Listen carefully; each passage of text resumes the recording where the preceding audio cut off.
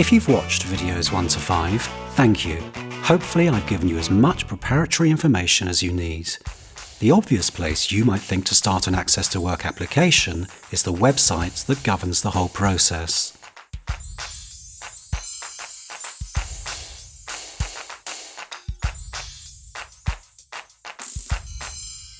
We're going to look at that in a minute, but before we do, I'd like to give you my overall feeling on the site itself. And I speak with experience of having liaised with Access to Work advisors since 1997. And in those days, all claims were handled through the use of telephones and paper.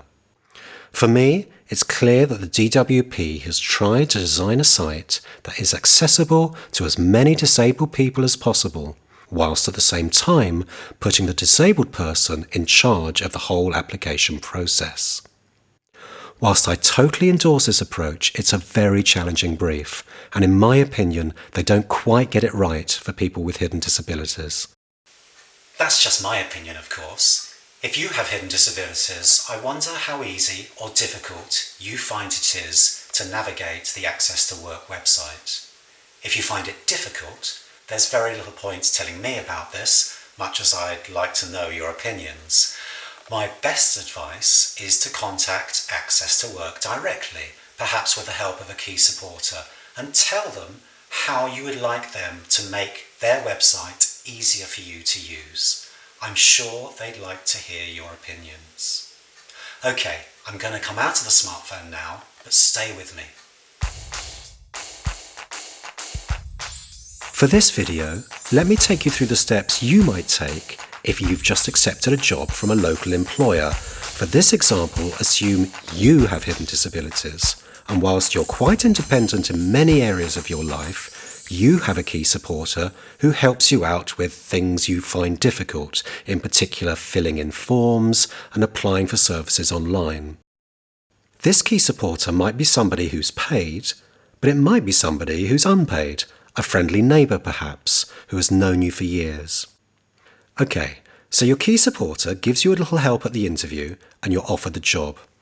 On your way home, you and your key supporter stop by at a local cafe with internet access to Google Access to Work. So, what comes up in front of you?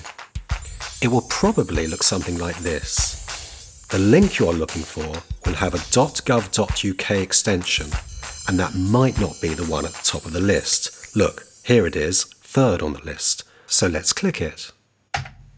Right, this is a promising enough start, and they are already giving you 6 subheadings, a couple of which don't really apply to you right now. Now, I'm not saying that things like overview and eligibility aren't important, but for this video, I want you to go straight to the apply link because it contains important information. Let's click it. So, they immediately talk about eligibility, and then they say to you, you can apply online or by phone. And this is the key sentence. Although Access to Work say you can apply by phone, in my opinion, really, they want you to apply online. What do I base my opinion on? Well, it's the fact that as soon as you ring the DWP helpline, you get a pre-recorded voice, and one of the first things the voice tells you is that applying online is both fast and secure.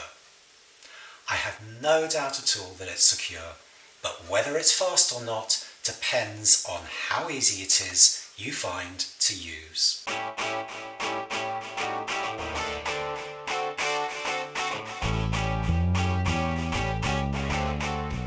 Access to Work are aware that not everyone has a computer or internet access, so they are obliged to make telephone claims available. Here's the number. It's likely they will put you on hold for quite a long time, but it's a free call and eventually you will be put through to a real person. And once this happens, many people will find the process a better experience than using the online method, especially if they are completely new to it. Making an application by phone is particularly useful for people with high support needs. And for this piece of advice, rather than you imagining you're the person who's accepted a job, I want you to imagine you're the key supporter. This is how you do it. Phone the free phone number and sit through the various automated responses and the on-hold music that the DWP use. Ensure that the person you're supporting is nearby. Be warned, you might have to wait a long time to get through. I've waited over 20 minutes on occasions. So if a wait this long is going to create stress for the person you're supporting, have a strategy up your sleeve to help with this. Once you've been put through to a real person, it's usually fairly straightforward from this point. The person you will get through to will almost certainly at the outset ask you to apply online, but don't waver. Explain that the claim isn't for you, but for somebody you're supporting. Tell the advisor your name, the name of the person you're supporting, and your relationship with them. Make clear to the advisor that the person you're supporting finds explaining things difficult, but that you can put them on the phone so that they can confirm their name and that they are happy for you to be handling the telephone call on their behalf. The advisor should accept this. Then, once you've done the swapping the phones bit and you're talking to the advisor again, answer the questions he or she will ask you. The conversation is likely to last about 20 minutes. And whilst this may seem a little daunting, I have always found these advisors very helpful. They never rush you, and they understand if you need clarification over anything. An important thing for you to remember is that you are only needing to give this advisor the basic information. Okay, so now you're thinking, well, that's fine. I'll do it by phone.